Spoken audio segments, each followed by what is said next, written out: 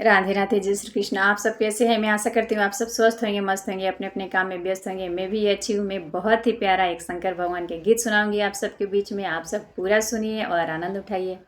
ज़्यादा से ज़्यादा सपोर्ट करिए, शेयर करिए। और आप लोग से रिक्वेस्ट है, प्लीज़ आप लोग गीत पूरा सुने तो ही इस गीत के आनंद आप लोग को मिलेगा। नहीं तो अगर आप लोग थोड़ा बहुत सुनोगे तो इस गीत के आनंद नहीं मिलेगा। इसलिए आप लोग गीत पूरा सुनिए, आनंद उठाइए। तो चलिए सुनिए प्यारा सा शंकर भगवान के गीत।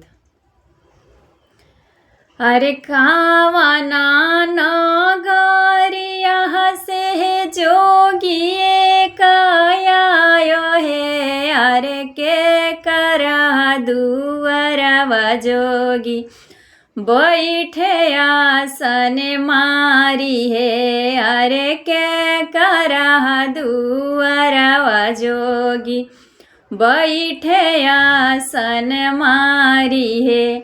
मथुरा नगरिया से जोगिए काया है, अरे राजावा दुआरे जोगी बैठे आसन मारी है।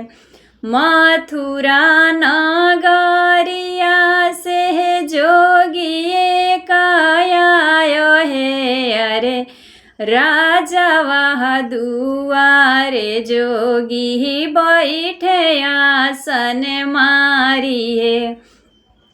आंगना बाहर ही तह चेरिया लाउड़िया हो, अरे देइयाव आहो चेरिया जोगिया के भी छाहे।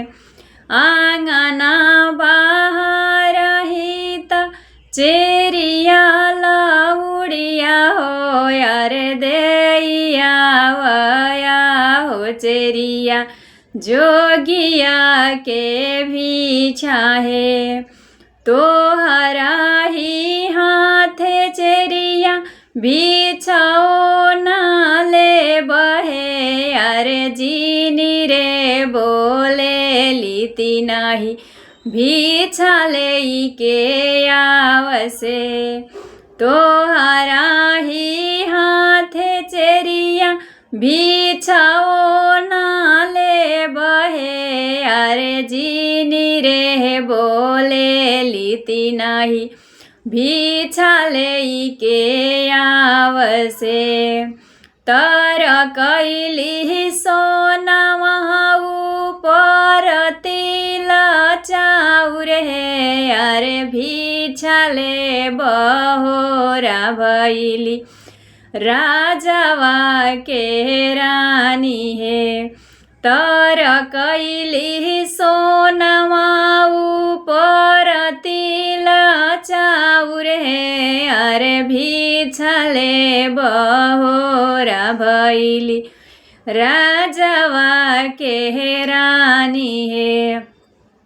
बिछाओ ना ले जोगी मुखाओ ना बोले है, अरे हिरी फिरिया हो जोगिया मदन नीरेखे। बिछाओ ना ले जोगी मुखाओ ना बोले है, अरे हिरी फिरिया हो जोगिया बदन नीरेखे, अरे हिरी फिरिया हो जोगिया बदन नीरेखे। कावना है नगरिया से जोगिए कहयायो है, अरे के करा दुआरवा जोगी बैठे आसन मारी है, अरे के करा दुआरवा जोगी बैठे आसन मारी है। तो ये छोटा सा प्यारा सा शंकर भगवान के गीत आप लोगों को कैसा लगा प्लीज़ कमेंट में ज़रूर बताएं। और मैं मिलती हूँ एक दूसरे वीडियो में नए गीत के साथ। तब तक के लिए नमस्कार।